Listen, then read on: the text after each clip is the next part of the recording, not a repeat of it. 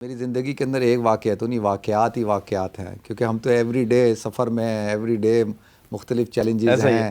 لیکن ایک جو مجھے بہت زیادہ جس سے میں کبھی سوچتا ہوں کہ اتنی جلدی اللہ دعا قبول کرتا ہے. ایک آج سے تقریباً کووڈ سے پہلے کی بات ہے کہ میں عمرے پہ تھا. تو میں نے دیکھا کہ ایک گروپ ہے اور فوجی ان کو لے کے آ رہے ہیں اور ان کو طواف کرا رہے ہیں.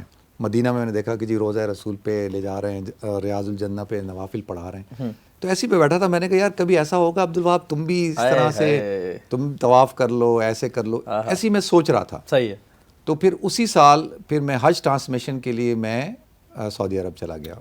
حج 2 سال میں نے کی حج ٹرانسمیشن. تو میں پھر میرے لیے بڑا یادگار مومنٹ تھا کہ مجھے کہا گیا کہ جی آج ایک ڈنر ہے اور یوم عرفہ سے ایک دن پہلے کہ وہ جو کنگ جو ہے نا محمد بن سلمان نہیں، ان کے جو والد ہیں جو کنگ ہیں ان کے ساتھ ایک ڈنر ہے. تو سارے جتنے جو مہمان آئے ہوئے ہیں وہ اس میں شریک ہوں گے. ایک آپشن یہ ہے اور دوسرا آپشن یہ ہے کہ ہم تو 5 لوگ تھے کہ آدھے وہاں جائیں گے اور آدھوں کے یہ ہے کہ ہیلی کاپٹر کے اوپر جو ہے پورا وزٹ کرایا جائے گا اور بیت اللہ کا اوپر سے نا طواف کرایا جائے. سبحان اللہ.